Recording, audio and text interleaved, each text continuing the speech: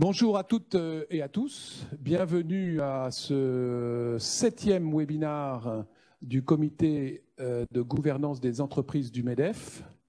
Et je vous remercie toutes et tous d'être là pour discuter ensemble de notre thème du jour qui est la stratégie dans le long terme. Et je suis entouré pour cela par un certain nombre de mes collègues du comité gouvernance. Alors d'abord, je vais me présenter. Je m'appelle Didier Barbet, je suis vice-président d'IBM et j'ai le privilège de faire partie de ce comité ainsi que mes collègues ici présents. Alors juste pour vous rappeler d'abord ce qu'est le comité gouvernance, il est rattaché au président, à la présidence du MEDEF et il a comme rôle d'identifier et de promouvoir auprès des entreprises les bonnes pratiques de gouvernance au service d'une croissance responsable. Et il a aussi souhaité, dans son mode de travail, de mettre en place des groupes de travail, dont certains se sont occupés de la raison d'être, d'autres du temps long, d'autres des relations avec les investisseurs, bref, dans tout un tas de dimensions qui concernent la gouvernance. Cette gouvernance, nous la souhaitons ouverte parce qu'elle doit être ouverte à la diversité, elle doit être ouverte aux parties prenantes, à l'ensemble des parties prenantes, elle doit être ouverte aux écosystèmes de business et elle doit être ouverte aussi au territoire, ce qui est absolument très important. Elle doit être aussi large, c'est-à-dire elle doit embrasser l'ensemble des paramètres de la gestion de l'entreprise, que ce soit la refondation, que ce soit les transformations, penser à la transition énergétique, penser à l'inclusion sociale, penser, et la crise nous le rappelle, à la gestion de la chaîne de valeur. Et puis enfin, elle doit être transparente, et là, notre président Geoffroy Roux de Bézieux est extrêmement sensible à cela. La communication doit être authentique, elle doit être honnête, et en fait, elle doit être à l'épreuve des faits et à l'épreuve du temps. Alors j'ai pris cette citation à l'épreuve des faits, à l'épreuve du temps, parce que ce qui nous rassemble aujourd'hui sur notre thème, c'est la stratégie et le long terme. Alors pour cela, je suis entouré de plusieurs personnalités. Donc la première, c'est Pierre-Louis Dreyfus, qui est le président de Louis Dreyfus Armateur, LDA, et qui est vice-président du comité gouvernance et président du groupe de travail pour une stratégie de long terme. Ensuite, je suis à la gauche de Philippe. Nous avons Alexandra Lavergne. Alexandra Lavergne est directrice générale du groupe Hugo et Victor et qui s'est élargie à Mazet de Montargis. Elle nous expliquera ce dont il s'agit. À ma gauche immédiate, Juliette Daboville. Elle est fondatrice et dirigeante du groupe LED Conseil. Et vous verrez qu'elle est extrêmement pertinente pour nous parler d'un thème lié à la gouvernance et à la gestion du temps. Et puis enfin, à l'extrême gauche de la scène, nous avons Charles Robinet-Dufaux, président directeur général du groupe NR, et qui, lui, nous parlera de la gouvernance du temps et de la transmission. Alors, sans plus attendre, petit détail pratique à nouveau. Cet événement est naturellement enregistré. Si vous voulez le réécouter à nouveau, vous pourrez. Et pour ceux qui n'ont pas pu le regarder, il sera naturellement accessible sur le site que nous avons créé, comité de la gouvernance des entreprises.com. Voilà. Donc, comment nous allons organiser cette discussion? D'abord, Philippe va nous expliquer le sens et le pourquoi du thème qui nous rassemble. Ensuite, Juliette prendra la parole pour nous donner une dimension liée entre la gestion du temps et la gouvernance des entreprises.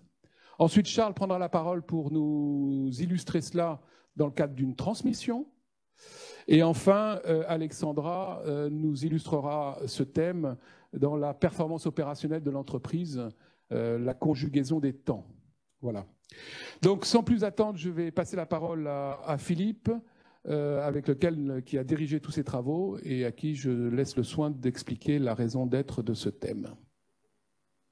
Tu veux? Vas-y. Oui, bonjour à ceux qui nous regardent et nous écoutent. Tu as rectifié, tu avais commencé par dire Pierre-Louis Dreyfus, c'est Philippe Louis Dreyfus. Je sais qu'on est dans le long terme, mais Pierre, c'est le nom de mon père. Donc effectivement, ça pouvait être une bonne introduction au sujet. Donc, je vice-préside le comité de gouvernance du MEDEF, qui est institué par Geoffroy Roux de Bézieux, et j'ai pris en charge ce sous-groupe de travail avec certains des collègues ici présents sur la vision, la nécessaire vision long terme que doivent avoir les entreprises. C'est un sujet qui m'a toujours paru important, voire essentiel. C'est peut-être intellectuel, c'est peut-être aussi viscéral, parce que en dehors d'une parenthèse d'une quinzaine d'années dans la banque d'affaires avec Pierre Moussa chez Paribas et la Banque Palace, j'ai quasiment toujours travaillé dans une affaire de famille qui fête ses 170 ans l'année prochaine. Ça fait 5 à 6 générations. Ça prouve que une affaire peut durer très longtemps tout en étant familiale. Ça arrive tout en étant dans des métiers aussi différents que le négoce de matières premières. Activité extrêmement où la réactivité et le court terme sont essentiels, et le maritime qui est justement une activité où la vision long terme est absolument impérative. Donc on peut concilier les deux, et c'est pour ça que notre groupe existe depuis, je dis, 6 générations aujourd'hui. Didier, est-ce que je continue sur le sujet ou je passe la parole pour la présentation de chacun ? Tu continues sur le sujet, d'expliquer pourquoi on a choisi ce thème et pourquoi on y a travaillé aussi ardemment avec la publication d'un petit document qui est accessible sur le site. Merci. Alors c'est un sujet que, je le disais, qui m'a toujours paru important, ayant été banquier, ayant vu des entreprises naître, mais aussi des entreprises mourir. Le monde bancaire et financier n'est pas étranger, et c'est là où on se rend compte que on vit dans un monde où le court-termisme a pris le pas souvent sur la vision long terme. Et c'est pour ça que Geoffroy Roux de Bézieux a accepté de soutenir l'existence de ce groupe de réflexion et si possible d'action, et nous avons largement commencé là-dessus, sur cette question extrêmement importante, à savoir remettre un peu de vision long terme dans la vie des entreprises, pour celles d'entre elles, pas du tout la majorité, mais ça arrive, elles sont quand même quelques-unes qui l'auraient un peu oublié. Alors, il s'agit certes pas de l'ensemble des entreprises et de l'ensemble des entreprises cotées, et encore moins des entreprises familiales où on trouve une vision long terme comme fait partie intégrante de leur vision de l'entreprise. Ça fait partie de leur... c'est au cœur de leurs idées et c'est au cœur de leur trip, si j'ose dire. Mais il y en a d'autres qui, pour des raisons diverses, sur lesquelles on viendra plus tard, ont un peu perdu cette vision long terme. C'est peut-être dû à un phénomène de société, de comportement. On est dans un monde, on est entré dans un monde depuis quelques années avec une approche individuelle et collective extrêmement court terme de la vie de tous les jours. C'est valable on vit dans l'immédiateté, on peut commander un plat, une pizza, on l'a tout de suite, on peut s'abonner tout de suite, on peut recevoir de l'information tout de suite. Cette immédiateté a certainement été détrimentelle à une vision, a eu beaucoup d'avantages, elle a beaucoup d'avantages, mais elle a été assez détrimentelle à l'évolution sans doute de l'économie qui nécessite véritablement une vision stratégique, et qui dit stratégie dit long terme. Je disais que c'est quelque chose qui se produit sur le plan des comportements des individus. C'est grave, mais c'est pas trop dramatique. Par contre, sur le plan économique, ça l'est. On a oublié la notion de temps long dans certaines entreprises. Le temps long, c'est lequel? C'est quoi? C'est celui qui permet de réfléchir, celui qui permet de prévoir, celui qui permet de construire.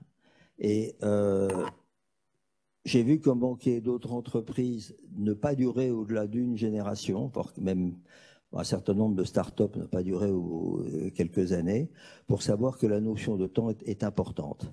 Elle est absolument importante pour introduire de la stratégie dans nos actions et réintégrer la vision long terme dans la vie de nos concitoyens comme dans celle de nos entreprises. C'est le but de notre mouvement. On a oublié... On parle beaucoup d'économie durable depuis quelques années. Mais reprenons étymologiquement les termes d'économie durable. C'est une économie qui dure, ce sont des entreprises qui durent, et ça, c'est quelquefois oublié. Quelles raisons? J'y reviendrai peut-être plus tard. Les contraintes boursières pour certaines entreprises, pour celles qui sont cotées. Dans certains cas aussi, le rôle pervers des acheteurs dans certains groupes qui oublient, donc pour qui seul le prix est important dans le choix. La mondialisation est certainement en partie responsable de ça. Il y a aussi la défense d'intérêts strictement corporatistes pour certaines sociétés, ce qui fait que ça entraîne une dérive de notre système capitaliste. Et je pense qu'au MEDEF, il est important qu'on essaie de contrer les dérives, parce qu'il n'y a quand même rien de mieux que le système capitaliste, mais s'il est trop battu en brèche, attaqué, critiqué pour des raisons quelquefois valables, ça se retournera contre nous tous. C'est pour ça donc qu'on a voulu créer ce groupe, travailler dessus, réagir à ce court-termisme excessif, et revenir à quelque chose, redonner, je disais, l'envie de capitalisme à l'ensemble des Français qui pourraient critiquer l'entreprise et dans le monde, et revenir à quelque chose d'essentiel à l'entreprise qui est l'affectio societatis, qui est quelque chose qui ne concerne pas que les actionnaires, mais qui concerne aussi l'ensemble, les salariés, l'écosystème global de l'entreprise, c'est-à-dire les partenaires, les clients et autres. C'est pour ça que nous avons voulu ce groupe et que nous avons travaillé depuis un certain nombre de mois sur ce sujet. Merci Didier. Merci Philippe. Donc vous voyez, Philippe est un homme de conviction. Vous imaginez la nature du dialogue qu'il y a eu dans ce groupe de travail qui était très, très passionné. Et en fait, Philippe a évoqué plusieurs notions sur les écueils ou les petites dérives liées au marché boursier, à la valeur des entreprises. Donc, Charles y reviendra tout à l'heure. Ça n'est pas un groupe coté, mais la transmission, c'est aussi comment se projeter dans l'avenir. Philippe a parlé d'affectio societatis. L'affectio societatis dans une entreprise, ça s'organise, hein, Juliette. Et je vais te passer la parole dans quelques minutes pour que tu nous donnes ton point de vue là-dessus. Et puis, naturellement, il n'y a pas de temps long si on ne sait pas gérer la performance. Et on va y revenir avec Alexandra. Donc, pour revenir un tout petit peu sur l'affectio societatis, comment ça s'organise, Juliette, est-ce que tu peux nous partager un tout petit peu, vu de là où tu travailles, de ton ambition, de ton parcours personnel, quelles sont les idées forces que tu veux partager avec nous? Merci beaucoup. Alors, tout d'abord, peut-être, je voudrais vous dire pourquoi j'ai accepté de rejoindre ce groupe de travail présidé par Philippe, parce que ça me semble important et ça va s'expliquer au regard de mon parcours personnel également. Moi, j'ai commencé ma vie dans le secteur privé, au sein d'un groupe familial, le groupe Bouygues, et après, je me suis retrouvée au sein d'un actionnaire public, l'Agence des participations de l'État à Bercy. Donc, j'ai vécu l'actionnaire long terme privé familial, puis l'actionnaire long terme purement public. Et cette notion de long terme, j'ai donc toujours considéré qu'elle était fondamentale. Avec ses hauts et ses bas, toutes les entreprises, effectivement, ne survivent pas. On est dans des contextes qui sont de plus en plus compliqués. Et il faut vraiment remettre du long terme à côté d'une vision court-termiste pour être capable de tenir dans la durée. Quand j'ai quitté Bercy, je me suis demandé, mais somme toute, qu'est-ce que j'ai envie de faire maintenant? Et j'avais développé une expertise en matière de gouvernance là-bas, en ayant un portefeuille d'entreprises cotées, avec effectivement tout ce dont on vient de parler, d'autres entreprises qui n'étaient pas cotées. Et je me suis dit, c'est trop dommage, parce que tous les dossiers que j'ai pu vivre sont des dossiers d'entreprises qui sont soit des succès, soit des échecs, avec un point commun que j'ai souvent vu, qui était un défaut de gouvernance dans ce genre de cas. Et pour moi, la gouvernance d'entreprise, elle a le long terme chevillé au corps. La gouvernance d'entreprise, c'est pas ce qui crée des entreprises, ce sont les entrepreneurs qui les créent. Et donc, quand j'ai quitté Bercy, j'ai décidé de créer ma propre entreprise, d'ailleurs, pour faire du conseil en gouvernance et de la formation en gouvernance. Mais une fois que l'entreprise est là, l'échec de l'entreprise est souvent lié malheureusement à une problématique de gouvernance qui a été mal organisée. Et c'est là où la question va se poser. Alors, de quoi on parle quand on parle de gouvernance? Parce que c'est un grand mot, tout le monde l'utilise, comme d'autres mots à la mode. La gouvernance, de façon très simple, c'est juste d'organiser les pouvoirs au sein de l'entreprise.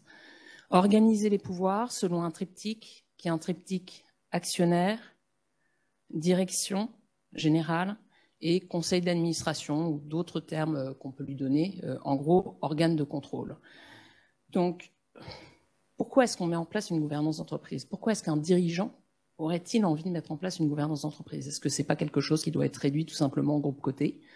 Est-ce qu'on considère qu'on est une petite entreprise, on doit mettre en place une gouvernance d'entreprise?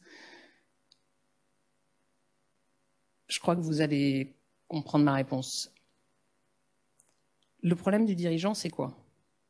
Quand il se pose la question de mettre en place une gouvernance d'entreprise, c'est qu'il a atteint un niveau où en fait il va résister à la tentation de s'enfermer dans son propre modèle mental. Et quand il arrive à comprendre ça, là il va mettre en place une gouvernance d'entreprise. Et là il va mettre en place la notion de temps long. Donc pourquoi il va le faire? Parfois un peu forcé, tout simplement parce qu'il y a une transmission qui se pose. Donc ça peut être une transmission familiale, ça peut être un nouvel actionnaire qui arrive. Là, c'est de la gouvernance un peu subie, c'est pas vraiment de la gouvernance volontaire. Parfois il va le vouloir par lui-même parce qu'il va se rendre compte qu'il en a besoin. Il a besoin d'enceintes où échanger. Il va se rendre compte qu'à côté des enceintes qu'il peut avoir, par exemple, au sein du MEDEF ou ailleurs, pour échanger avec ses pairs, ça ne suffit plus. Et il va avoir besoin de contradictions. Il va avoir besoin qu'on le challenge sur sa stratégie. Il va avoir besoin qu'on le challenge sur sa gestion des risques. Il va avoir besoin de regards externes. Et c'est là où c'est important. Quelle que soit la gouvernance que vous mettez en place, une bonne gouvernance, c'est une gouvernance choisie. Et il faut accepter de l'externe au sein de votre gouvernance. Et ça, je pense que c'est un point très important. Alors, on parle souvent d'administrateur indépendant. Moi, j'ai envie de dire, la notion d'administrateur indépendant, ça m'a toujours un peu gênée parce que je considère que tous les administrateurs doivent être indépendants. Indépendant, le sens dans lequel je l'entends, c'est tout simplement liberté de pouvoir penser par soi-même et le fait de pouvoir le dire, être en capacité de le dire. Et c'est là où on se rend compte qu'une bonne gouvernance, c'est pas forcément les meilleurs grands dirigeants d'entreprise qui font les meilleurs administrateurs, très clairement. Parce que la gouvernance, c'est accepter une intelligence collective, c'est accepter le débat. Et donc ça veut dire qu'on doit être capable de fonctionner tous ensemble, de s'apporter la contradiction, d'échanger pour aider l'entreprise à aller un cran plus loin. La gouvernance, au sens du conseil d'administration, je laisserai mes camarades parler du point de vue de l'actionnaire et du point de vue de la direction générale, parce que c'est deux autres items au sein de la gouvernance. Au niveau du conseil d'administration, je veux dire, ce ne sont pas des joueurs qui sont sur le terrain tout le temps. Ils sont dans l'entreprise, 6 fois par an pour des conseils d'administration, un peu plus, il va y avoir quelques séminaires. Donc, ils ne sont pas là en permanence. Donc, ces gens-là, on va aller les chercher parce qu'ils vont être en mesure, justement, de vous apporter autre chose, de vous apporter un autre regard sur l'entreprise.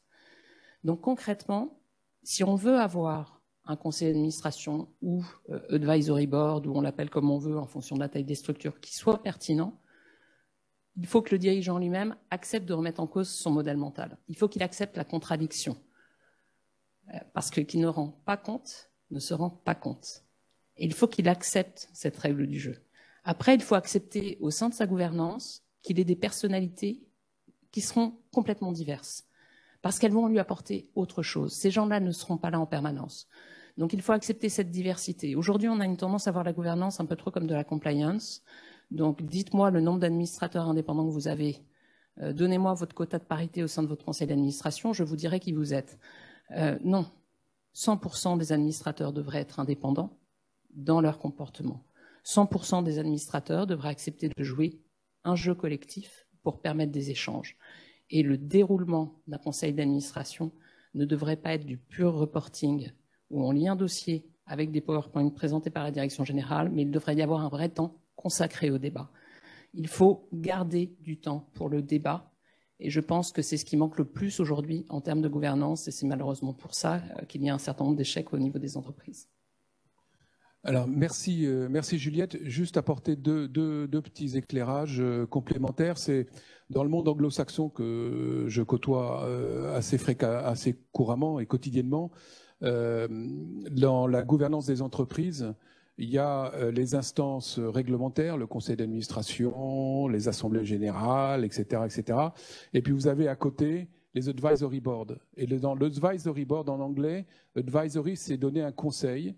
C'est d'être dans une position où, en fait, on ne représente pas un actionnaire, où on ne représente pas un intérêt particulier, mais en termes d'advisory board, on veut le succès de l'entreprise que l'on conseille dans la définition la plus noble qui soit. Ce n'est pas le conseil comme un consultant, mais c'est le conseil, c'est-à-dire de prodiguer des avis, des points de vue, voire des recommandations, mais jamais dans l'opérationnalité de l'entreprise, mais dans sa direction.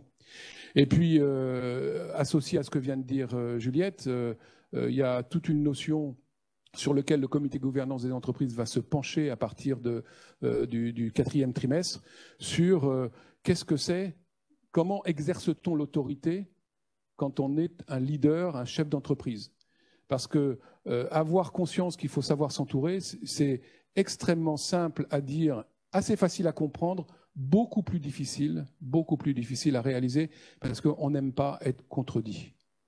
Alors, ce qui me permet de passer la parole à Charles, non pas que tu vas me contredire, mais que tu vas illustrer le thème autour de on est toujours sur cette même dénominateur commun qui est le temps, la gestion des temps, et comment dans une entreprise comme la tienne que tu représenteras, vous avez pris en compte cette notion du temps, et en particulier dans le domaine de la transmission, puisque c'est une entreprise familiale. Merci Didier, bonjour à tous. Oui, la notion du temps long, il est évidemment essentiel lorsque l'on parle de transmission et de transmission d'une entreprise. Et il est aussi dans l'inconscient de tous les collaborateurs, je pense, qui ont un plaisir à se dire que l'entreprise va pouvoir se transmettre à travers différentes générations et succéder aux différents fondateurs. Donc, quand on parle de transmission, d'abord, je pense qu'il faut se dire qu'on a beaucoup de chance. Quand on a des parents, parfois, comme c'est mon cas, qui ont créé une entreprise ou repris des entreprises. Dans mon cas, c'est un peu des deux. Mon père a créé et puis ensuite, il a repris ce qui avait été créé par son beau-père. Et par conséquent, déjà, c'est une grande chance d'avoir une entreprise qui est capable de survivre à une génération. Ce n'est pas toujours le cas, comme le disait Philippe tout à l'heure. Une entreprise qui mérite d'être transmise, c'est parce que son modèle peut, j'allais dire, durer plusieurs années et au-delà d'une seule et même génération.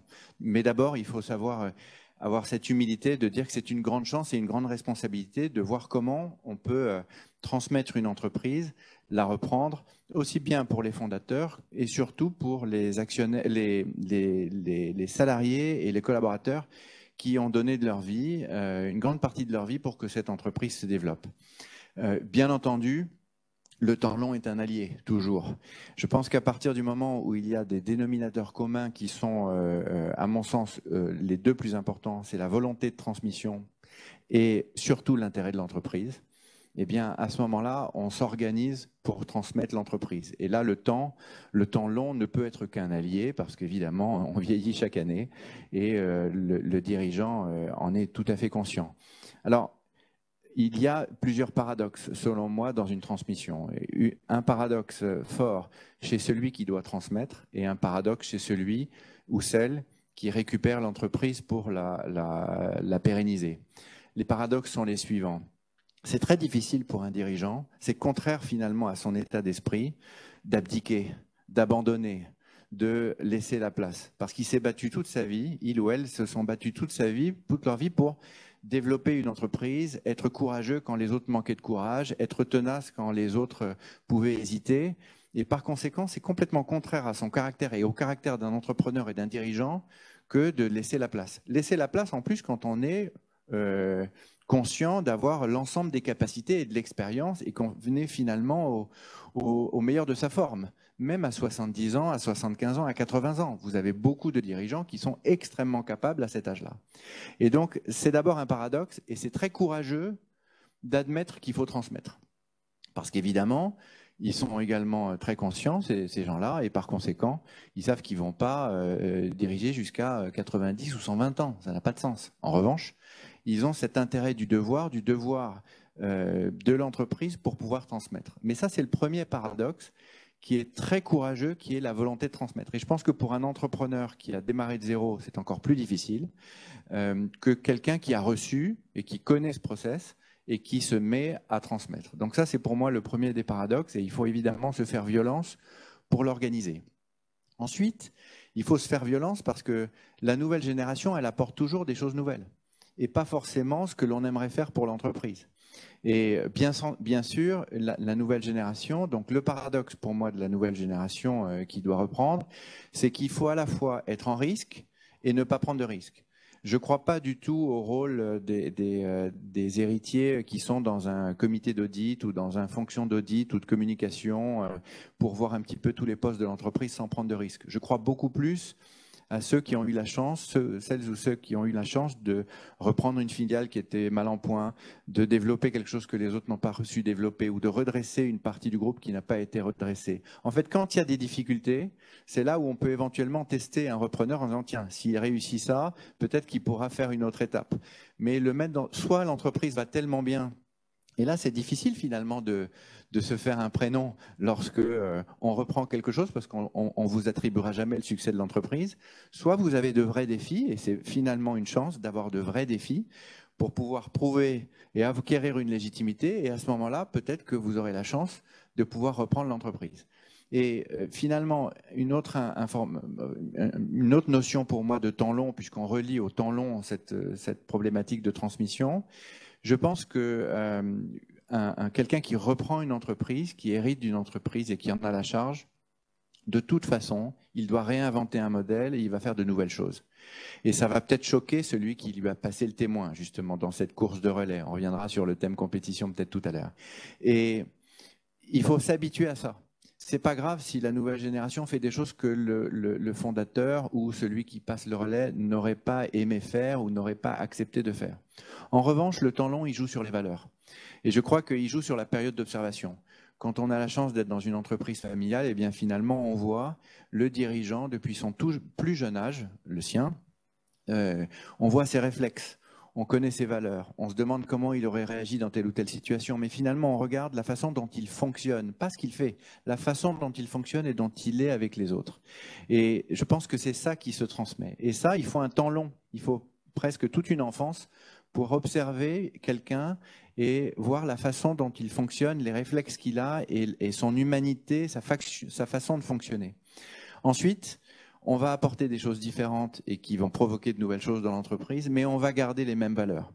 On peut même se demander, si la personne n'est plus là, comment telle ou telle personne aurait réagi, parce qu'on aimerait réagir selon ses valeurs. Mais c'est ça finalement l'important et qui se transmet et qui est sur le temps long. Je pense la façon de faire, les valeurs, ce que l'on ne veut pas faire, ce que l'on décide de ne pas, la ligne que l'on ne veut pas transgresser, ça c'est une bonne chose. En revanche, paradoxalement, la personne qui reprend, elle va peut-être faire tout différemment, mais pas tout différemment en termes de valeur. Tout différemment parce que l'entreprise évolue, on l'a dit, Philippe l'a dit très justement, aujourd'hui, le monde va plus vite et par conséquent, on doit réagir plus vite et on ne sait pas si un modèle va durer 25 ans.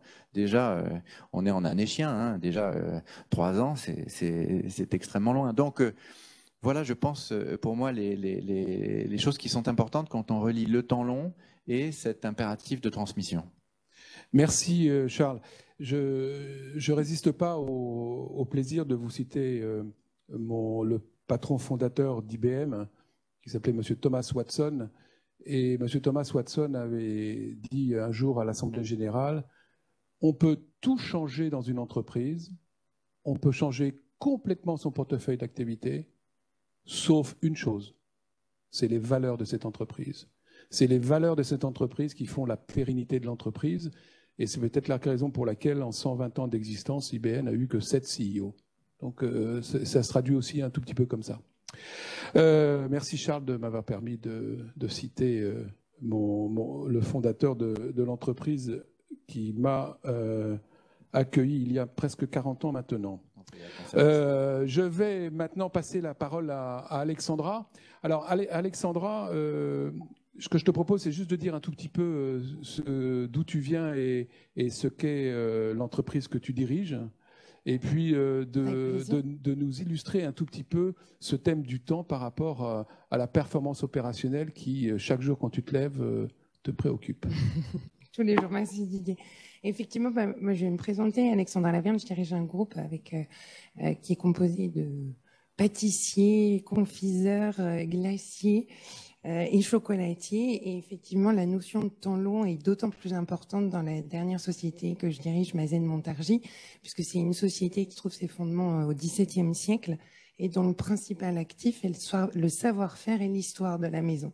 Donc très clairement, le rapport au temps long est assez singulier, je dirais, pour cette maison, et qu'il est même inscrit dans l'ADN de la maison. On est entreprise du patrimoine, entreprise du patrimoine vivant. La société a été dirigée par 3 générations successives. Mon prédécesseur était à son poste depuis 40 ans. Donc, je dirais, ma mission, elle est d'autant plus complexe, puisqu'aujourd'hui, il faut arriver à insuffler de l'innovation dans ce temps long.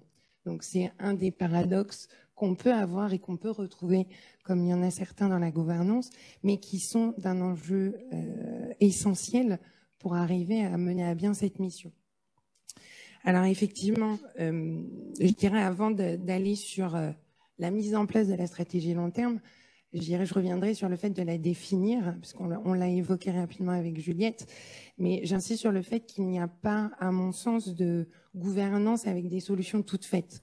On aimerait beaucoup plus aider les personnes qui nous écoutent dans cette mission de définir la gouvernance. Malheureusement ou heureusement, je dirais, c'est à chacun de la construire avec les parties prenantes et de définir les atouts qui sont les leurs. Donc effectivement, il faut se nourrir de son contexte et de son environnement. Et c'est pour l'ensemble des sociétés qui constituent aujourd'hui le groupe la mission que l'on a remplie. Et après la mise en place, concrètement, elle se fait autour de plusieurs axes. Je dirais tout d'abord autour du quotidien. La question était, est-ce que le chef d'entreprise peut incarner cette vision long terme? Pour moi, la réponse est clairement oui. Et il le fait d'autant plus qu'il le fait au quotidien, via des choses qui sont extrêmement concrètes, son comportement, ses décisions. Pour des entreprises comme les nôtres, on est vraiment sur des TPE, donc très clairement, on est au contact direct du corps social ou des tiers, les banquiers, les fournisseurs, les clients. Donc chacune de nos décisions, je dirais, ou de nos comportements ou des valeurs que l'on peut transmettre, traduisent cette vision long terme. Donc, pourquoi c'est beaucoup sur les éléments? Enfin, je peux avoir des exemples très concrets. Je peux rassurer, par exemple, un banquier avec un plan d'investissement à 10 ans. Je peux rassurer un salarié sur la vision que je vais avoir sur les quelques prochaines années et les méthodes, les processus qu'on met en place. Je peux rassurer un client sur ma vision long terme en associant des recettes qui datent de 1636 avec des nouveaux produits et des nouvelles saveurs. Voilà, très concrètement, ça se fait sur plein de niveaux. Et au quotidien, j'insiste sur le quotidien parce que, en fait, une de mes missions, je m'en rends compte chaque jour, c'est que je martèle et je réexplique en permanence à chaque partie prenante cette vision long terme de l'entreprise.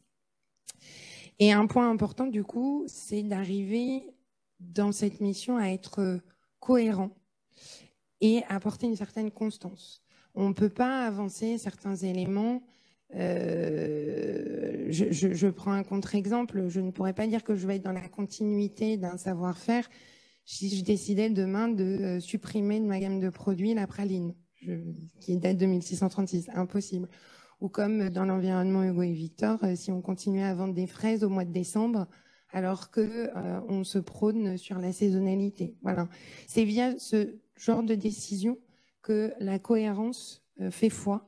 Et c'est là où, je dirais, le dirigeant ou les ambassadeurs ou même l'ensemble des collaborateurs qui se font relais de manière quotidienne aussi de la vision que l'on partage chaque jour avec eux, ils se font relais, c'est eux aussi et nous qui vont incarner cette vision long terme de l'entreprise. Voilà. Merci Alexandra. Alors, il y a beaucoup de thèmes qui ont été trois domaines d'illustration de notre de la gestion, l'insuffler le long terme dans la stratégie de l'entreprise et dans sa gouvernance. Un terme qui est plus lié à l'organisation de l'affectio societatis, pour reprendre ton terme Philippe, la transmission, l'efficacité opérationnelle. Finalement, vous avez vu que le temps long, ça se décline quotidiennement, n'est-ce pas Alexandra ? Et tu répètes sans cesse le bénéfice de la répétition. Hein, c'est peut-être que pour que la qualité des produits que... La martothérapie. Voilà, la martothérapie. Je ne connaissais pas ce terme, mais je vais le noter. Copyright, Alexandra. La martothérapie. Moi, j'aimerais bien un peu vous écouter un tout petit peu par rapport aux différentes prises de parole. Charles, je suis sûr que tu as évoqué un tout petit peu la transmission, tu as surtout parlé du courage de prendre la décision pour celui qui va donner à l'autre génération. Je pense que c'est une vraie leçon d'humilité quand même, hein, et puis de confiance. Donc, et en même temps, comment tu as été préparé pour ce job et comment ton père t'a laissé les rênes progressivement, et puis de voir un peu comment tu as évoqué la dimension un peu humaine, hein, avec les collaborateurs, etc. J'aimerais bien t'entendre un tout petit peu plus, à la fois nous commenter un peu comment tu fais ce devoir de quotidien, de cohérence et de constance avec tes clients tant qu'avec tes collaborateurs. Ouf. Alors, t'as 1 heure. Je vais surtout pas embêter tout le monde avec ça. Non, on est à la fois préparé et pas préparé. Comme tu l'as dit et comme je l'ai dit, on observe beaucoup. Et puis, mon père a été un peu réticent au fait de faire venir des membres de la famille en se disant très logiquement pourquoi des membres de la famille seraient plus doués ou meilleurs ou plus aptes à diriger qu'un autre. Il n'y a aucune logique. Et donc, j'ai eu la chance d'avoir des difficultés dans l'entreprise à gérer. Et ça m'a fait, j'ai fait d'un problème un marchepied en me disant, voilà, je vais pouvoir gérer ces difficultés en étant candidat, en me disant, si ça marche, j'aurai peut-être un peu de légitimité. Et si ça marche pas, ben, au moins, on le saura très vite. Et c'est grâce à cette période, finalement, dans laquelle on m'a fait confiance. La confiance est là entre un dirigeant et quelqu'un qui veut se lancer dans la famille. La confiance, elle est là. On va pas faire des choses pour aller après à la concurrence. Donc, à partir du moment où la confiance est là, les valeurs sont communes, on se donne du mal pour un bien commun, pour une équipe, et ça donne confiance aussi à l'équipe. Donc, c'est ce qui s'est fait. Pendant 10 ans, j'ai eu la chance de pouvoir développer une entreprise à laquelle on ne croyait plus trop dans les années 90 parce que nos concurrents américains avaient racheté tous les opérateurs et on se demandait si on allait pouvoir continuer à se développer. Donc ça s'est plutôt bien passé. C'était un peu en filigrane. C'était pas du tout une transmission très officielle. C'était plutôt, on va voir un peu comment les choses se passent. S'il se débrouille bien, il va pouvoir peut-être avancer. Et puis en réalité, moi qui ai voulu forcer à un moment donné les choses, j'ai proposé de financer la transmission. Et on a des facilités en France avec la loi du trade, donc on a pu financer cette transmission et cette proposition a été acceptée. Mais il a fallu 10 ans, il a fallu presque 4 ans auparavant, 10 ans d'observation et sur le temps long, 6 ans d'acceptation de la part du dirigeant fondateur de cette situation. Il l'a accepté quand on a transmis, mais c'était un peu au forceps, si je puis dire. Et puis ce n'est que plus tard qu'il a dit finalement c'était une très bonne chose de le faire et vous avez très bien fait. Mais encore une fois, je le dis par rapport à ce que je disais tout à l'heure, il faut se faire violence et je comprends que ce soit très difficile d'accepter de transmettre. Et c'est même un peu violent d'ailleurs, parce que quand vous passez président à président du conseil de surveillance, vous n'avez même plus le droit de signer pour l'entreprise. C'est presque tellement violent, comme si vous aviez fauté. Pas du tout. C'est incroyable de ne plus avoir la signature. C'est trop violent, je trouve. Donc ça, c'est le premier point. Et deuxième point, sur la bienveillance, bien sûr, il y a une bienveillance qui nous a toujours animés, mais on a été un peu chloroformé par une bienveillance à tous les niveaux. Et on a été parfois affaibli par une bienveillance qui n'était plus la vraie bienveillance courageuse. Pour moi, la bienveillance, c'est un peu ce que c'est une bienveillance de compétition, c'est-à-dire qu'il faut se dépasser, il faut transpirer, il faut échouer, gagner, travailler en équipe, se surpasser. C'est ça la bienveillance. C'est pas tricher et c'est aider celui qui a un genou à terre, bien sûr, à se relever. Mais c'est une bienveillance de compétition. La bienveillance de compétition, c'est aussi avoir le courage de dire à un collaborateur quand l'entreprise grandit, vous n'êtes plus au niveau pour faire tel et tel job, donc on va vous mettre ailleurs, en interne ou en externe, on va vous aider jusqu'à la dernière minute, on va vous aider à vous replacer, mais c'est le courage de dire ça. C'est le courage de dire non à un client à qui on n'a jamais envie de dire non parce que les développements informatiques, que sais-je, sont trop coûteux et ne sont plus dans la logique. C'est le courage aussi de choisir ses métiers quand un métier est condamné. Il faut bien traiter les gens, s'organiser parfaitement avec amour vis-à-vis d'eux, bien sûr, mais il faut avoir le courage de dire la vérité. Et un lien avec notre comité de gouvernance peut-être sur les femmes, on a la chance d'avoir 50% de femmes au COMEX et on est plus courageux parce qu'on a plus de femmes. Elles jouent pas la comédie et elles sont plus cash et elles disent plus vite ce qui va vous arriver. Et donc en fait, c'est formidable d'avoir cette chance-là parce que j'ai l'impression que les femmes n'acceptent pas que l'on se raconte des choses pour se faire plaisir quand tout va bien. Non, elles voient avant souvent d'abord les choses et on gère mieux le temps long finalement quand on se dit la vérité plus tôt. Ouais. Voilà. Alors, je retiens que finalement, gérer le temps long demande du temps. Beaucoup de temps de préparation, beaucoup de temps d'incubation, et puis beaucoup de temps pour démontrer que finalement, c'était la bonne décision. Alors, je voudrais aussi rebondir sur quand Geoffroy Roux de Bézieux présentait un tout petit peu ce comité de gouvernance des entreprises, il disait je veux une gouvernance transparente à l'épreuve des faits et à l'épreuve du temps. Ce que vient d'illustrer Charles, c'est à l'épreuve des faits. Et je ferai référence à deux expériences industrielles, deux grandes familles industrielles françaises, où la génération qui suivait le fondateur a dû démontrer qu'elle savait créer un business pour reprendre le groupe. Je pense à Dassault Systèmes. Je pense à un autre où celui qui a repris a dû se projeter dans le monde des télécommunications pour reprendre le groupe familial, qui s'est développé dans les médias et qui se développe encore plus dans les médias aujourd'hui. Bref, je pense qu'il y a plein d'exemples, et je suis sûr que dans tous les partenaires et les adhérents du MEDEF, il y a plein d'exemples comme ça, et je pense que ce serait très bien d'ailleurs que ces exemples reviennent vers le comité gouvernance d'entreprise parce qu'on en ferait une base d'expérience, de bonnes pratiques à partager avec les adhérents du MEDEF. Je voudrais juste me tourner, avant de repasser la parole à Philippe, pour quelques enseignements sur la conversation qu'on vient d'avoir, vers Juliette pour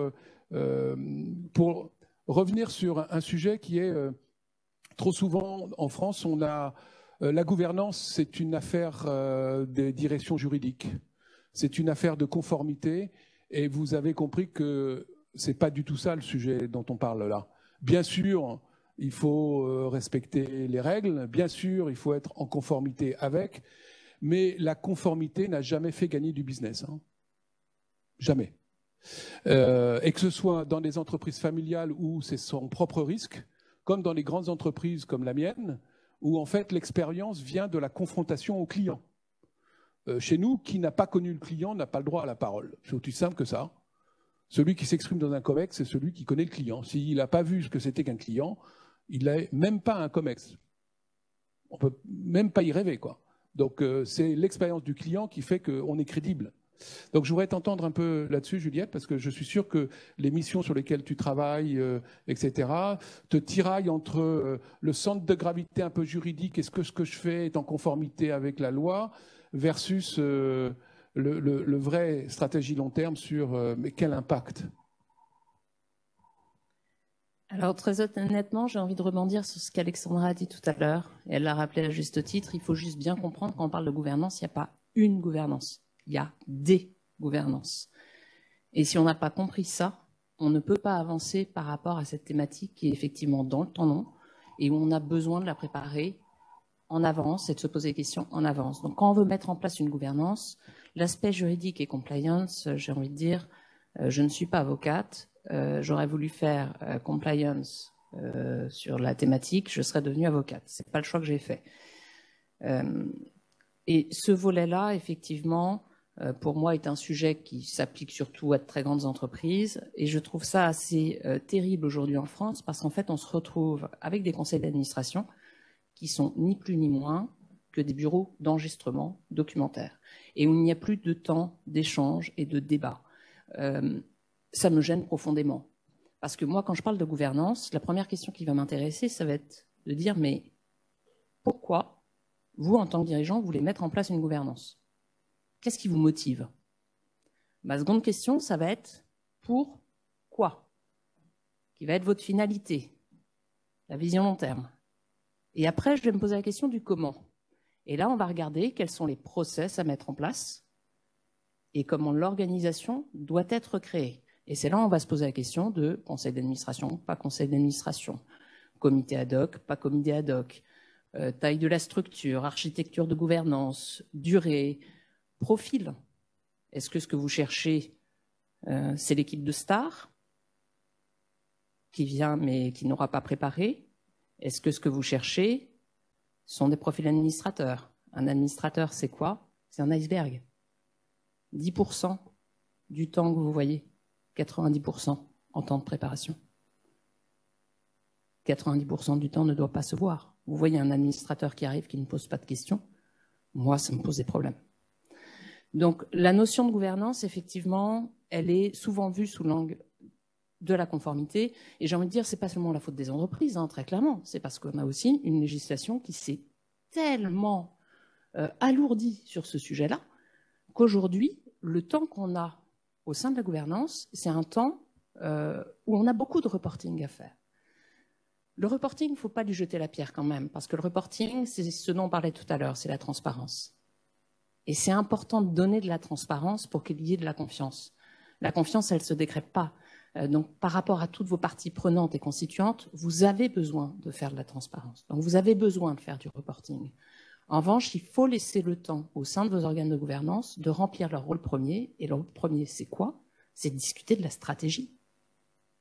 C'est la première règle au sein de la gouvernance. Si vous n'avez pas de temps pour discuter de votre stratégie, si tout le temps de votre gouvernance est axé uniquement sur des enjeux de rémunération de dirigeants, aussi intéressants soient-ils, ou sur des rapports à faire en matière bancaire, financière, etc., et le reporting annuel, on a un sujet. Donc, il faut laisser le temps d'échange. Il y a 2-3 petites choses que j'ai envie de dire là-dessus qui me semblent être des outils qui existent aujourd'hui en matière de gouvernance et qui ne sont pas utilisés tels quels. Au niveau des outils, toujours plus sur le conseil d'administration, parce que je laisse vraiment mes camarades de jeu parler côté actionnaire et direction générale. Mais au niveau du conseil d'administration, il faut vraiment comprendre qu'on soit membre de conseil d'administration, membre de advisory board, peu importe, on n'est pas un permanent, c'est ce qu'on disait tout à l'heure. Donc si on n'est pas un permanent et qu'on n'est pas là donc tout le temps, il faut juste comprendre que ce n'est pas un métier comme un autre. Et donc il faut accepter l'idée qu'on va interagir différemment avec la direction générale, avec l'actionnaire. On n'a pas du tout les mêmes attentes. Ça veut aussi dire que dans les petits trucs et astuces, moi j'aimerais savoir aujourd'hui dans les conseils d'administration, combien de conseils d'administration? On parle par exemple d'évaluation des conseils d'administration. La pratique de l'évaluation des conseils d'administration aujourd'hui est vue justement sous l'angle de la conformité. Donc tick the box, est-ce que vous avez tant de pourcentage d'administrateurs indépendants? Quel code de bonne gouvernance appliquez-vous, etc., etc. Une bonne pratique. Prenez-vous le temps, à la fin de vos organes de gouvernance, de demander à toutes les personnes qui sont autour de la table, de 1 à 5, comment est-ce que vous notez la réunion qu'on vient d'avoir? Est-ce qu'elle a été productive? Première question. Seconde question, qu'est-ce que vous recommandez? Qu'est-ce qu'on peut mieux faire pour la prochaine fois? Et donc, c'est reprendre du temps. Si on ne prend pas du temps au sein de sa gouvernance, la gouvernance ne sert à rien. Et dans ce cas-là, très honnêtement, autant ne pas en mettre en place une. Voilà, donc vous voyez qu'on commence à rentrer dans la phase où on va donner quelques petites recommandations comme ça. Donc il y a une petite pépite, là on va essayer de les rassembler pour la conclusion. Donc d'ailleurs, pour la conclusion, je demanderai à chacun d'entre vous d'essayer de résumer dans un petit slogan qui sera votre signature, un peu ce que vous aurez retiré de cette conversation. Donc je vous le dis maintenant parce que comme ça vous permet d'être prêt au moment où on conclura cette discussion. Philippe, ça fait 3 quarts d'heure qu'on discute de notre thème là. C'est un thème qui, je sais, étant un homme de conviction sur ce sujet, qu'est-ce que ça t'inspire jusqu'à maintenant avant qu'on continue à approfondir un tout petit peu notre sujet? Parce que en fait, on parle de stratégie, on parle de long terme. Mais je ne sais pas si on se rend compte, là, mais la conversation, elle est assez pragmatique, donc on est assez sur le terrain. Donc comme quoi, le long terme, c'est quelque chose de quotidien. Première remarque, pour répondre à la dernière phrase. Effectivement, c'est très pragmatique. Mais tu te rends compte le nombre de fois où on a parlé de valeurs. Et c'est ça qui est. Donc, est-ce que la recherche le respect des valeurs est quelque chose de pragmatique? Peut-être que ça l'est, mais c'est quand même pas le but. Mais c'est un fait. On a beaucoup parlé de valeurs. Je voudrais revenir sur 2 petits points, deux choses différentes. Appuyer complètement ce qu'a dit Charles.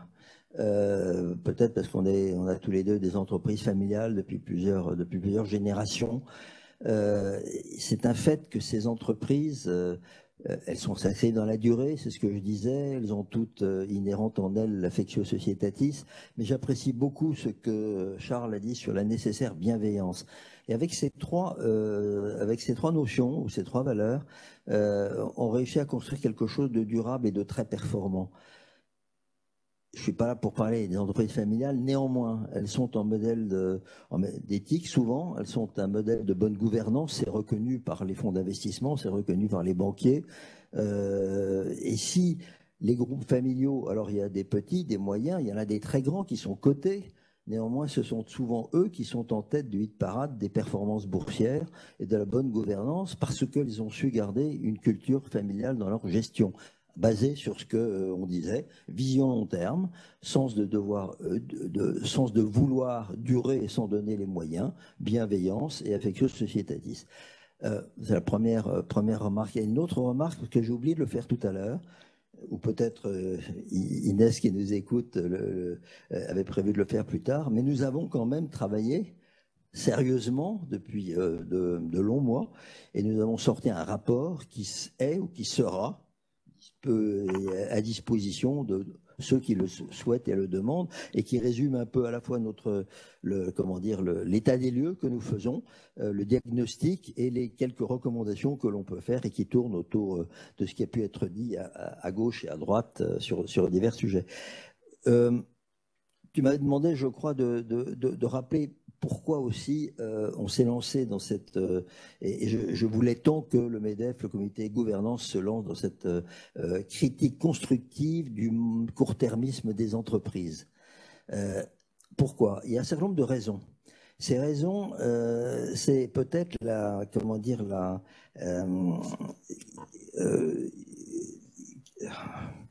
divergence dans le temps entre des pratiques qui sont absolument nécessaires. Divergence, c'est pas le bon terme, ça va me revenir. De pratiques qui sont absolument nécessaires à la gestion d'une entreprise, surtout quand elle est cotée, mais pas que. Et qui ont un peu sont un peu péjorés dans le temps du fait de leur utilisation, c'est-à-dire suivre journellement chaque semaine ou tous les jours la valeur du titre, c'est nécessaire pour une boîte cotée. Que ça devienne une obsession, sans doute il y a un excès. Payer des dividendes parce qu'il faut maintenir le titre sur la durée pour la vie d'une entreprise, ce n'est pas une bonne chose.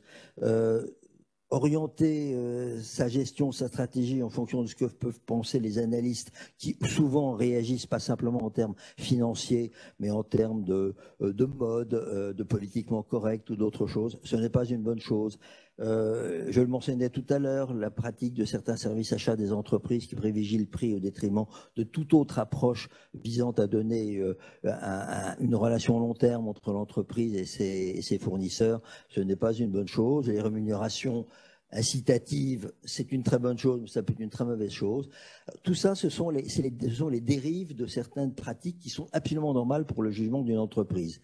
Alors, le but de notre groupe n'est pas de critiquer, le but c'est de tirer une sonnette d'alarme, d'être un peu des donneurs d'alerte sur la dérive de ces pratiques, et plutôt que de critiquer, d'être négatif, d'essayer de montrer quels sont les bienfaits pour l'entreprise, pour les décideurs, d'une approche plus long terme. Et c'est ce que nous avons essayer de faire que dans une économie de marché où le court-termisme prévaut, et je le disais tout à l'heure, j'ai la double expérience d'une approche nécessairement court-termiste et extrêmement réactive d'une société de négoce, où manifestement ce sont les marchés, et du maritime, où c'est une vision long terme. Mais qui dit réactivité ne dit pas forcément absence de vision stratégique.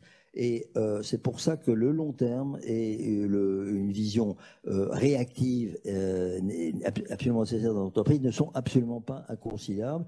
Et c'est ce que nous avons tenté de montrer.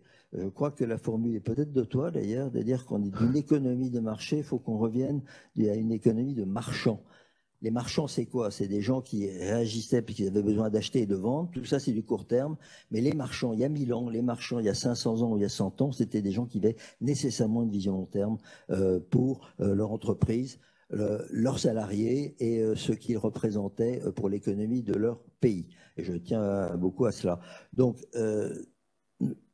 nous avons cette approche qui est plutôt de montrer aux gens l'importance de la vision long terme et de donner peut-être des bonnes pratiques. Alors des bonnes pratiques, Juliette a longuement parlé d'une qui est essentielle, c'est le conseil d'administration qui doit être à l'appui de l'entreprise, bien sûr, qui doit surveiller, qui doit conseiller, qui doit éventuellement critiquer, mais qui doit être un partenaire et qui doit apporter des idées. Et tu as mentionné l'importance, à mon sens, essentielle d'administrateurs véritablement indépendants dans une entreprise. Je mentionnerai aussi dans les choses qu'il faut réussir à obtenir, c'est qu'il soit de plus en plus tenu compte, et c'est le cas, des contreparties de l'entreprise, de l'écosystème de l'entreprise, c'est-à-dire forcément les salariés, mais c'est les clients, c'est les fournisseurs, c'est les banquiers. Et ça, pour une bonne gouvernance, c'est essentiel. C'est en train de devenir un peu plus connu aujourd'hui, mais c'est essentiel. Il est clair que les entreprises ayant une vision long terme sont celles qui ont le plus de résilience en période de crise et qui sauront le mieux réagir aux difficultés. Et c'est ce que nous essayons de mettre en avant. Et ces changements, quand il faut, dans certains cas, changer les méthodes de management de l'entreprise et revenir à une vision long terme, c'est beaucoup plus, c'est pas des techniques, mais je vous donne quelques idées, c'est pas des remèdes, c'est un gros changement culturel et surtout éviter de tomber dans les modes, éviter de tomber dans les pratiques politiquement correctes et revenir à des notions de bon sens, de bienveillance et de durée. Bon, Philippe, vous avez compris, c'est le disruptif de notre groupe qui nous rappelle, avec toute son expérience et le succès de son entreprise, que, en fait, il ne s'agit pas d'opposer le temps court et le temps long. Il ne s'agit pas d'opposer la stratégie, la vision et la performance et le quotidien. Alors moi, je voudrais juste apporter une petite illustration parce que j'ai fait partie de ce groupe de travail, donc je me suis aussi exprimé. Et je voudrais réagir à ce qu'a dit Philippe en vous donnant quelques exemples et rebondir sur ce qu'a dit aussi Juliette. Quand Juliette a parlé de reporting tout à l'heure et que le reporting, il en faut. Ce qu'il faut, c'est donner du sens au reporting. C'est donner une signification de long terme dans le reporting. Il faut lui donner à la fois une signification quotidienne, ma chère Alexandra, avec consistance, constance et cohérence. Et à ce moment-là, c'est un reporting qui a du sens, premier point. Deuxième point, je me souviens d'avoir fait, c'était en 2011, oui c'est ça, 2010, une interview avec un patron dont j'étais très proche, qui s'appelle Sam Palmisano, qui était le patron d'IBM, de la corporation. Et nous étions allés aux Échos faire un long entretien. Alors on m'avait dit ça durera 45 minutes, ça durait 1h30. Je me suis fait engueuler par le patron aux États-Unis qui m'a dit c'était 45 minutes, c'était pas 1h30. Bref, la conversation était très intéressante. Et le titre de l'article qui faisait la une des Échos, on ne gère pas IBM à 90 jours. C'était une réponse pour toi, mon cher Philippe, c'est que même des entreprises cotées qui surveillent leurs cours tous les jours parce que les fonds de pension américains qui servent à payer les retraites des Américains et des Américaines ont besoin du dividende pour payer les retraites, ça ne veut pas dire que les entreprises sont gérées totalement à court terme. D'accord ?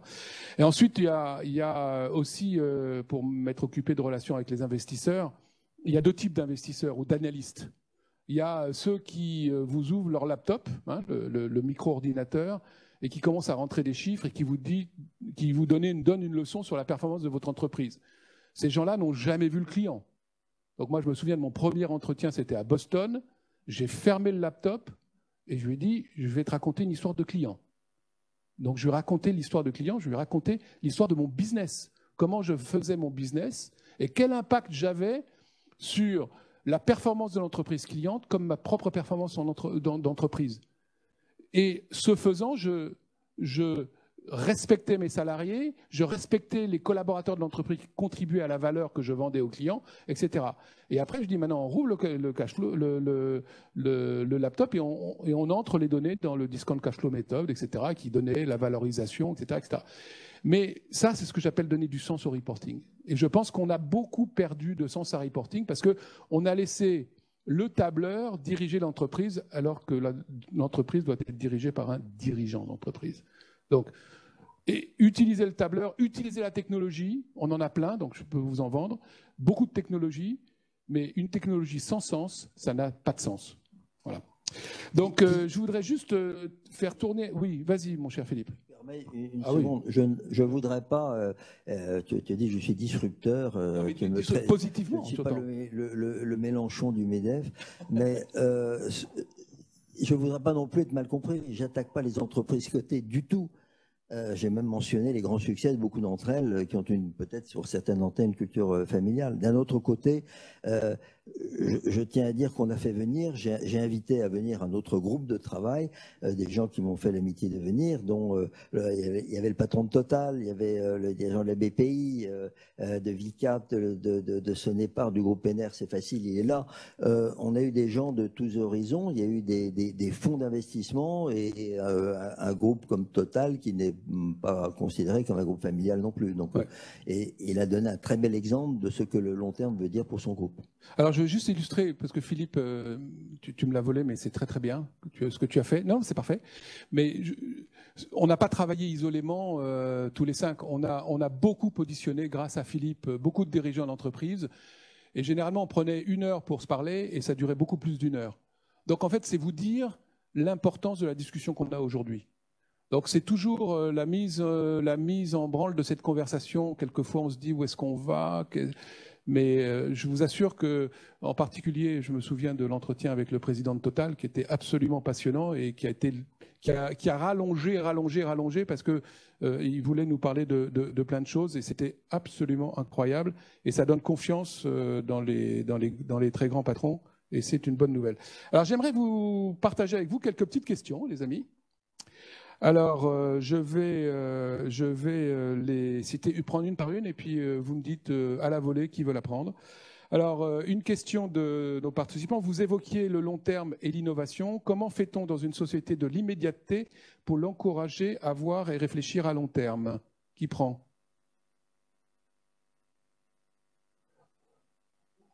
Allez, Alexandra. Voilà. Non, j'allais... Vas-y. Les femmes étaient courageuses, tu as totalement raison. Courage féminin. Pour avoir travaillé avec deux patronnes, je sais ce que c'est. Comment on fait pour associer les deux? Très clairement, ça passe par le partage des valeurs, on y revient encore une fois, Philippe, finalement, parce que pour donner de l'autonomie aux gens et pour pousser les gens à l'innovation, parce qu'on ne fait pas de l'innovation seul, en général, c'est en groupe et c'est avec plusieurs personnes que ça se passe.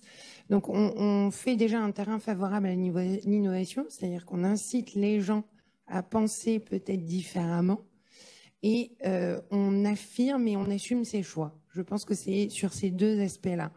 Voilà, on est sur quelque chose où il faut apporter de la nouveauté. J'ai beaucoup d'exemples qui me viennent en tête de manière très très concrète.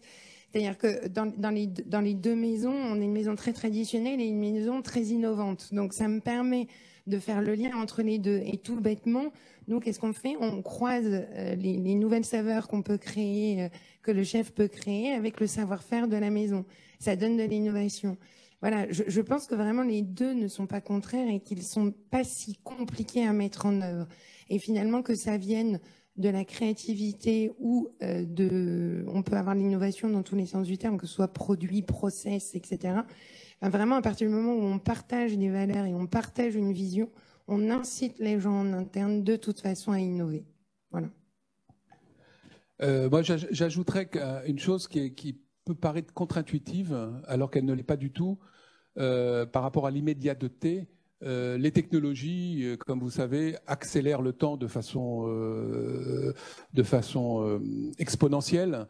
Et en fait, on croule tous devant une masse d'informations, de données qui nous permettent d'améliorer la qualité de notre questionnement.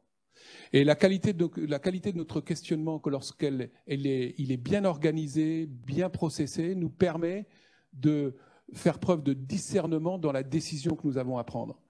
Et que c'est parce qu'il y a cette capacité, par l'immédiateté, par l'innovation technologique, par ce flux d'informations qui est déversé de façon quotidienne et plusieurs fois par jour, que par l'innovation et par la technologie, on arrive à prendre de bonnes décisions, et de bonnes décisions avec une bonne maîtrise de risque, et surtout porteuse d'innovation. Et ça peut être contre-intuitif parce qu'on peut se dire l'innovation, elle vient du génie humain uniquement. Non, elle vient d'un génie collectif. Et que la technologie, l'innovation, c'est la capacité à faire travailler des gens ensemble, et on reboucle avec la notion de tout à l'heure. Si tu veux apporter une précision, mon cher Philippe, tu peux, je te sens... Alors, vas-y, alors Juliette, oui, vas-y. Alors Juliette était après moi, vas-y. Alors oui, sur cette question d'innovation, moi il y a une chose qui m'a toujours beaucoup amusée. On est en train de parler du temps long, et donc en fait, pour pouvoir innover et pour pouvoir faire du temps long, il faut accepter de perdre du temps. Il faut accepter de perdre le temps de réfléchir. Il faut accepter de perdre le temps de mettre en place une gouvernance avec un calendrier imposé. Où on va dire, bon, on va se voir cette année le 15 janvier, le 15 mars, le 15 juin. Il faut accepter ça. Et si on n'accepte pas de perdre du temps, je ne vois pas comment est-ce qu'on fait pour innover et pour penser temps long. Alors ça me rappelle une anecdote que je vous livre, comme ça après je te passe la parole Philippe. Un jour je vais, et c'était une patronne, mon cher Charles, je suis convoqué à 8h du matin pour travailler l'agenda du COMEX de ma grande maison. Et elle me dit, bon, ben voilà, on va faire ça, ok. Donc, je ne vous raconte pas le tableau de chiffres. Donc, le reporting démarrait pendant 5 heures de reporting, quoi. Et elle me dit, bon, ben alors, entre 8h et 10h, free time, free discussion. C'est juste, vous prenez tous les gens, ils atterrissent, viennent du monde entier, et paf, de 8h à 10h, juste discussion libre. Ça ne marchait pas du tout, quoi. On ne peut pas planifier de la spontanéité. Ça s'organise, c'est juste pour rebondir sur ton point. Ça s'organise. Après, on peut dérouler tous les tableaux de chiffres que vous voulez, mais si vous ne créez pas l'endroit, le système qui permet aux gens de s'exprimer et d'être en confiance, ça ne marche pas. C'est exactement ce que tu citais tout à l'heure, Charles. Philippe, tu reprendras après. J'ai une autre question là qui est très intéressante. La composition des conseils d'administration. Temps long, signaux faibles, comexité, j'adore, sont le quotidien et la recherche de la recherche académique. Et pourtant, on compte au sein du SBF seulement 1% d'administrateurs, chercheurs, contre 3% en Europe du Nord. Y aurait-il une piste pour enrichir l'approche temps long de nos conseils? Donc, les académiques au sein des conseils d'administration. Charles, après Philippe. Pardon Philippe, mais à l'IFA, on travaille en ce moment avec Yves Poivet sur ce thème-là, en fait. La transmission dans les problématiques de gouvernance, en disant qu'il faut au moins qu'un membre du conseil d'administration soit, lui, presque uniquement sur le temps long, pour avoir un autre espace-temps, sans jeu de mots, avec les dirigeants de l'entreprise et la vision de l'entreprise, pour justement que la transmission soit organisée, programmée, aussi bien pour l'effort dont je parlais pour le dirigeant que pour la préparation de la génération suivante.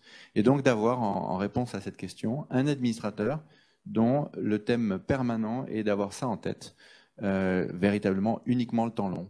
Alors à celui qui a posé la question là, concernant les administrateurs-chercheurs, s'il peut s'identifier dans le cadre de la relation qu'il a avec le comité gouvernance, on aimerait bien creuser cette piste parce qu'il y a administrateur salarié, administrateur indépendant, administrateur chercheur.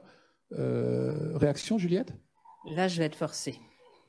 Vas-y, moi, même si tu n'es pas d'accord. Voilà, ce que je disais tout à l'heure, je pense que c'est vraiment important à la suite d'Alexandra. Il n'y a pas une gouvernance, il y a des gouvernances. Et quand on est d'accord sur cet aspect-là des choses, il faut donc accepter qu'il n'y ait pas de modèle unique de gouvernance. En revanche, pour que ça marche, on a beaucoup parlé, le process est important. Parce qu'il faut que ça va favoriser l'innovation, ça va favoriser la prise en compte du temps long, parce qu'on va prendre le temps de réfléchir et de débattre au sein de son gouvernance. La composition de la gouvernance, est-ce que c'est un assemblage d'individus qui portent chacun une spécificité? Ou est-ce que la gouvernance est unique? On a beaucoup catégorisé les administrateurs dits indépendants, administrateurs salariés. Aujourd'hui, on parle d'administrateurs qui devraient bien connaître l'impact climatique, administrateurs qui devraient être étrangers, administrateurs qui devraient avoir tel âge ou tel autre, ou digital. Tous ces gens-là, la vraie question, c'est comment est-ce qu'on fait pour les mettre ensemble et pour ce qu'ensemble, ils produisent une vraie valeur ajoutée collective qui soit utile pour l'entreprise. Et on se rend compte que trop souvent, on va attirer des profils individuels qui vont avoir une très forte valeur ajoutée individuelle, mais le mix collectif, la valeur ajoutée collective, ne va pas se faire. Donc je serais plus prudente et j'aurais une tendance à dire attention sur les profils types. Être administrateur, c'est pas être salarié. On peut rechercher une technicité quand on est salarié pour devenir membre de COMEX ou autre.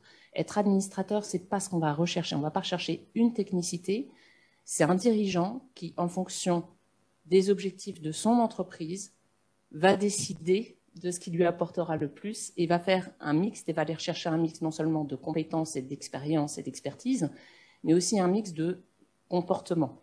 Parce que typiquement, des administrateurs qui sont très bons sur le plan technique, mais qui arrivés en conseil vont soit avoir un ego important, soit vouloir garder la parole en permanence, soit ne vont pas être capables de porter leurs idées jusqu'au bout. Parce qu'ils n'auront pas le courage de dire aux dirigeants, là, attention, je crois que tu es en train de faire une bêtise. Et ce mix-là de l'intelligence humaine, il ne faut pas le réduire simplement à des ajouts de compétences individuelles techniques, parce que sinon on passe à côté du conseil d'administration, à mon sens. Philippe, là, dans les entreprises que tu as dirigées ou tu as présidé le conseil d'administration, sur ce sujet-là spécifiquement, parce que moi, la réponse que j'aurais à ton propos, Juliette, c'est à la fin de la journée, il y a quand même un président du conseil d'administration qui organise les débats et qui s'assure que les signaux faibles, pour reprendre la question, l'administrateur silencieux, mais qui a beaucoup de choses à dire, mais qui n'a peut-être pas le temps de parole ou qui n'a peut-être pas l'aisance que d'autres ont, etc. Comment on s'assure, Philippe, quand on préside un conseil d'administration, que on a perçu les signaux faibles et on a donné la parole finalement à ceux qui avaient peut-être plus de choses à dire que ceux qui ont vraiment parlé? D'abord, je suis un strong believer dans les directeurs et conseils de surveillance parce que j'aime beaucoup la gestion collégiale d'une entreprise que représente un directoire, où tout le monde a a priori les mêmes responsabilités, non pas les mêmes autorités, mais pas les mêmes responsabilités, et regroupés de façon collégiale sous la norme de décision du directoire, avec un conseil de surveillance qui est assez indépendant, en dehors, qui suit absolument pas l'opérationnel et qui est là pour regarder ce qui se passe et donner des conseils. J'ai eu la chance, il y a quelques conseils importants dans les télécoms, Neuf, le Bureau Veritas, de banque. J'ai eu la chance de ne pas rencontrer, peut-être en dehors de moi-même, mais des administrateurs incompétents ou nuls. Et donc, j'ai pas vraiment cette expérience, mais je sais qu'elle existe indéniablement, mais j'ai pas d'expérience, j'ai pas de retour d'expérience à ce sujet à donner. D'accord. Merci Philippe. J'ai peut-être une question pour Charles et pour Alexandra. Un de nos auditeurs nous dit « Que pensez-vous des comités stratégiques avec des personnes qualifiées extérieures ?» J'aimerais développer un peu cette... moi, j'ai une conviction personnelle, c'est que au-delà des conseils d'administration, je suis très en faveur du modèle un peu anglo-saxon des advisory boards, où on a un conseiller, non pas un consultant, qui n'a pas de biais parce qu'il ne représente ni un actionnaire, ni une partie prenante, sinon que d'apporter sa compétence et sa bienveillance personnelle pour faire réussir l'entreprise auprès desquelles il est amené à s'exprimer. Comment vous vous entourez, Charles? Comment prends-tu tes conseils? Alors, tu as ton COMEX, tu as ton conseil d'administration, et puis après, il y a quelques personnalités qui certainement t'inspirent, avec lesquelles tu organise peut-être du temps de dialogue. Je ne parle pas de coaching, hein, mais je parle de conseillers, de senior advisors qui te disent, tiens, qui t'invitent, qui t'aident dans ta réflexion et de façon sans aucun biais. Comment tu fais ça? Alors d'abord, on a une chance folle, c'est qu'on est des courtiers gestionnaires en assurance collective. Je sais que tu vas se dire, mais pourquoi il dit ça alors que ce n'est pas ma question. Mais on a la possibilité de travailler avec n'importe quel type d'entreprise. Donc, on va travailler avec tous les secteurs d'activité et avec les directions des ressources humaines. Et déjà là, comme on est curieux et qu'on s'intéresse aux clients avec lesquels on travaille, on a énormément d'exemples très différents qui ont les mêmes problématiques parfois, des disruptions analogues ou des transformations qui se ressemblent dans des secteurs différents. Et déjà, on les observe. Et on a la chance de pouvoir les observer et de se dire, tiens, ceux-là, ils font comme ça pourrait nous intéresser, pourquoi on n'a pas réfléchi à ça? Ça nous donne un benchmark permanent dans notre vie, dans notre travail. Et ça, c'est vraiment la chance de notre activité, je pense. Ça, c'est la première question. La deuxième, c'est que la façon dont j'ai voulu travailler, c'est d'avoir des gens qui ne se ressemblent absolument pas. Donc, on a un comité de direction, un COMEX, avec des personnalités extrêmement différentes.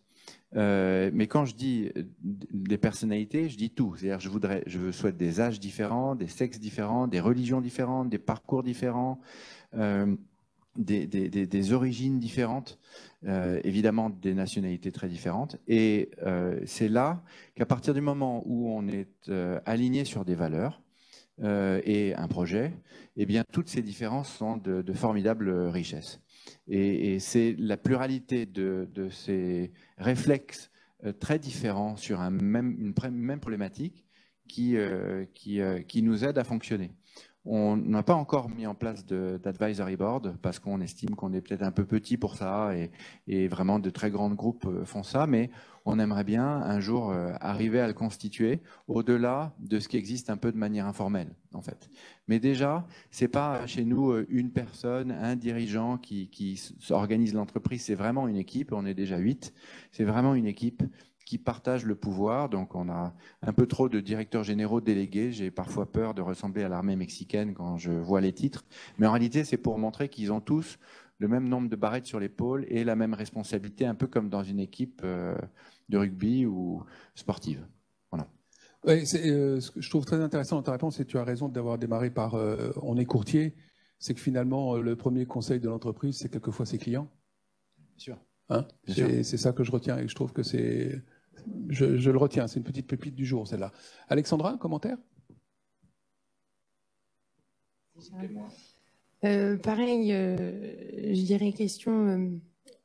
on trouve d'autres sources d'inspiration parce que clairement notre taille ne permet pas ce genre de structure, pas de conseil d'administration, etc. Et justement, à toutes les dirigeants de sociétés, vraiment de TPE qui nous regardent, vraiment, il ne faut pas avoir peur de la gouvernance. Je pense qu'on a insisté avec Juliette sur le sujet, mais voilà, je réinsiste parce que ça fait très réglementaire. Le mot fait très peur. Je t'interromps, il y a un webinaire extrêmement intéressant sur les bonnes pratiques, les basiques de la gouvernance. Alors, vous l'écoutez, Charles y était, je ne sais plus si tu y étais, je ne sais plus. Oui, tu étais aussi. Donc, on a démystifié tout ça. Voilà. Donc, il faut pas avoir peur de la gouvernance. Voilà. Et sur les conseils pour répondre à la question, voilà, ça va être très clairement source aussi des clients qui vont confirmer et nous emmener vers d'autres éléments en interne, que ce soit avec le chef, les collaborateurs, etc., pour voir quelles sont les sources d'inspiration. Et puis, encore une fois, le partage, parce qu'on y revient, la vision long terme, tant qu'on la partage, eh ben, elle fait des petits, en fait, et elle permet de nourrir la discussion et l'échange. Donc, finalement, on en revient à la diversité qu'on essaye de retrouver dans un conseil quand on le constitue. Finalement, elle est inhérente à la situation quand on n'a pas de conseil d'administration, qu'on n'a pas de conseil advisory, etc. On le reconstitue indirectement. Et je dirais, pour ma part, aussi un ancrage territorial qui est important. Et en province, il est d'autant plus important. Voilà, avec les unions, qu'elles soient de la région ou du secteur d'activité dans lequel on est. D'accord. Philippe, tu voulais apporter une opinion? Je voudrais revenir sur la question qui était la deuxième question sur laquelle pourrait être le rôle des chercheurs dans l'entreprise. Oui, oui. Je veux absolument réagir à cette question que je trouve extrêmement intelligente. Il y a 10 ans, on aurait pris celui qui l'a posée, je ne sais pas qui c'est, pour un dingue.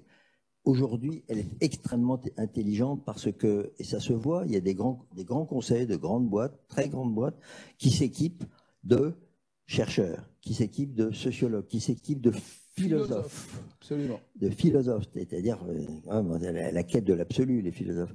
Et ça veut bien dire qu'il y a une notion de durée, de long terme qui rentre dans la tête de ces entreprises et de ces dirigeants. Et c'est très important qu'on puisse intégrer ces chercheurs, qu'ils soient sociologues, chercheurs scientifiques, philosophes ou autres. Donc c'est vraiment une très bonne question. Et merci à celui qui l'a posée, ou à celle qui l'a posée. C'est une vraie tendance et encore j'invite la personne à se faire connaître, comme on dit. J'ai une petite question là, j'en ai deux. Quid du long terme chez les startups dont le modèle est la vente à moyen terme? Okay. Et pour une vision de long terme, quid de la formation sur la gouvernance durable? Donc je sais pas, ça répète un peu, on peut peut-être se répéter un peu, mais moi ce qui m'a sur la startup, juste apporter un autre témoignage. Il se trouve que j'accompagne quelques startups et finalement le vrai sujet d'une startup, à part l'intuition et l'idée, et puis le système ou le produit qu'elle fabrique, il y a un vrai sujet. C'est qu'il y a un moment donné, il faut lever le crayon et se poser la question de savoir comment on gère tout ça. Et là, je vis une petite crise là, que j'essaye d'accompagner, à trouver une solution. Et la vraie question, c'est un sujet de gouvernance en fait. C'est comment on prend les décisions. Comment on partage l'information. Et finalement, quand on est start-upper, on est concentré sur ce qu'on doit produire. Et puis alors, on a une idée le matin, il faut qu'elle soit produite l'après-midi. Après, on en a une autre, on la corrige, etc. Donc, c'est sans fin. C'est prendre le temps et le recul pour faire. Et je vous assure, pour en voir quelques-unes, je me dis, je me suis forgé une conviction. C'est que quand on crée une entreprise, qu'on est start-upper, il faut se poser la question de savoir comment on prend les décisions et comment on partage l'information avant même de démarrer, quoi. Parce que c'est ça, c'est ce qui est le plus important pour la durée de la start-up et pour la scaler après. Vas-y, Juliette. Oui, sur les deux questions effectivement qui viennent d'être posées, on pose la question de la formation. Je veux dire, quand on lance sa start-up, effectivement, il y a plein de choses. On a une idée potentiellement, on y va, on ne se pose pas la question de l'organisation. En matière de gouvernance, il faut vraiment vous dire, prenez le temps de choisir votre gouvernance, quelle qu'elle soit, on s'en fiche, c'est la vôtre. En revanche, il faut savoir de quelle gouvernance on parle, et donc effectivement, ça vaut la peine que vous assistiez. Il y a beaucoup de séminaires, il y a des formations qui sont faites par plein d'instituts à gauche, à droite sur la thématique. Donc prenez le temps de vous former, prenez le temps de vous renseigner pour choisir votre gouvernance. Et quand vous l'avez choisi, il faut être très clair qu'il y a des process à respecter, à maintenir dans le temps, dans un temps 1, et dans un temps 2, potentiellement, à faire évoluer. Parce que la gouvernance, elle n'est jamais figée. Et la gouvernance, elle doit accompagner votre développement d'entreprise, elle doit accompagner votre challenge, et donc il faut accepter de la faire évoluer régulièrement et de se poser la question de la faire évoluer régulièrement. Donc il faut l'évaluer. Si vous n'évaluez pas, si vous ne prenez pas le temps de l'évaluation, vous aurez du mal à la faire évoluer. J'entends l'aide conseil s'exprimer là, c'est très très bien. Non, c'est bien. Il faut vraiment faire. Vous avez compris que la gouvernance, c'est pas une affaire de l'avocat qui dépose le statut, ni de l'expert comptable qui certifie vos comptes. Hein. C'est comment je gère mon organisation et l'affectio societatis. Hein. Donc il y a une dimension humaine avec qui j'ai envie de servir l'ambition et l'intuition que j'ai sur mon business, quoi. Hein. Donc le choix des hommes et des femmes et des hommes, et puis la façon dont on prend les décisions, c'est absolument critique. Il nous reste 6 minutes. Ce que j'aimerais faire, alors je regarde, ma chère Inès, si j'ai des questions complémentaires. Là, il y en a beaucoup. C'est un sujet qui intéresse. Bravo, merci. Donc, je renouvelle mon appel. Hein. Si jamais vous avez des points de vue, même qui vous n'êtes pas d'accord avec nous, exprimez-vous. Il y a la possibilité de communiquer avec le comité gouvernance des entreprises à travers le site. Et puis, prenez contact avec nous et on est prêt à vous recontacter et puis à faire naturellement évoluer notre corpus de pensée sur cette thématique-là. Je pense qu'elle est au cœur de la transformation des entreprises qui ne fait que démarrer là, enfin qui va s'amplifier dans les mois et les années qui viennent. Il reste 5 minutes. Moi, ce que j'aimerais faire, avant de conclure, c'est de vous passer comme ça à tour de rôle un peu la parole. On a parlé de courage, on a parlé de tempérament, on a parlé de gouvernance choisie. Après, on va choisir qui va parler. De gouvernance choisie. On a parlé de la façon dont on s'entoure. Bref, vous avez vu que le sujet gouvernance, vous pouvez soit l'approcher d'une façon assez restrictive, soit d'une façon extrêmement large. Vous avez compris que le pari que nous avons fait et l'ambition que nous avons, c'est de le traiter dans sa définition la plus large possible. Et c'est comme ça que le comité crée son agenda de travail pour l'année qui vient. Et c'est pour ça qu'on fait appel à des points de vue même qui ne sont pas les nôtres pour les intégrer. Par rapport à cette stratégie, cette vision long terme, à relier avec le travail qu'on a fait sur la raison d'être, à relier avec le travail qu'on a fait sur les investisseurs, à relier avec le travail qu'on a fait sur les bonnes pratiques et les basiques de la gouvernance. Finalement, si vous aviez à laisser notre audience avec une conviction, ce serait laquelle? Qui veut démarrer? Dur, hein? C'est une surprise. Allez, Juliette. On a dit que les femmes avaient du courage, c'était donc ça. Moi, j'aurais juste envie de vous dire, on terminera par Philippe. Osez votre gouvernance. Ne vous enfermez pas sur une méthode dans un cadre donné. En revanche, prenez le temps d'y réfléchir, choisissez-la et faites en sorte que toutes vos parties prenantes, et notion que je préfère parties constituantes, ce qui inclut bien entendu vos salariés, soient intégrées au sein de votre démarche, parce qu'on ne pouvait pas faire l'économie. Ça fait partie des choses les plus importantes au sein de l'entreprise et on ne pourra encore moins le faire dans les années qui viennent.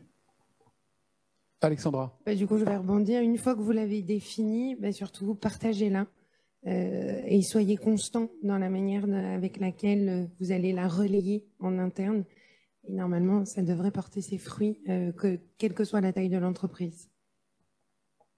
Charles? Non, mais je dirais que pour moi, le point important, c'était véritablement de ne jamais oublier le long terme et de faire en sorte qu'en permanence, même si, j'allais dire, le timing, le rythme d'une entreprise est là pour gérer des sujets de court et moyen terme, clairement.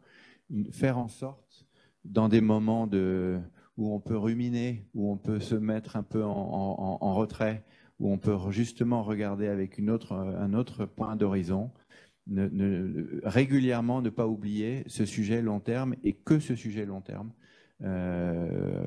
chaque trimestre au moins. Voilà. Philippe? On a parlé beaucoup de gouvernance, de gestion de société. Le message, c'est qu'il faut absolument intégrer le long terme dans la vision des décideurs et des chefs d'entreprise, même si, ou surtout parce qu'ils doivent gérer la société au quotidien, prendre chaque jour, chaque minute des décisions opérationnelles. Mais l'opérationnel doit s'inscrire dans une vision long terme. Et il faut que ça marche comme ça. Je terminerai par pas une boutade, mais une phrase que j'ai entendue quand je passais mon brevet para à l'armée. Aux plieuses de parachute, on devait faire 5 sauts dans la journée pour que le temps s'y prêtait. Je sais que le commandant qui nous dirigeait avait dit « Prenez bien votre temps, on est pressé, et puis il faut que ça marche ». Donc je crois que ça s'applique bien à ce qu'on essaie de faire aujourd'hui. Voilà, donc merci à toutes et à tous, merci à mes collègues du comité gouvernance des entreprises du MEDEF.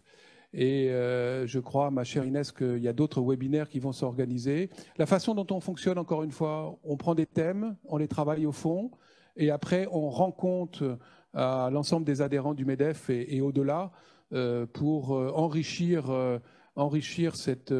ce corpus d'idées, de bonnes pratiques à mettre au service de toutes les entreprises.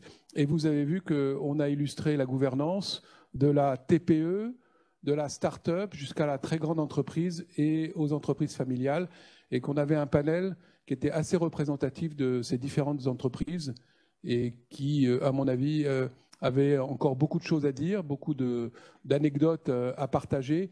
Mais il y a une chose qui est clé, c'est le leadership et l'exercice de l'autorité se fait de façon organisée, et l'organisation de cette autorité, c'est la gouvernance qui permet de la faire fonctionner.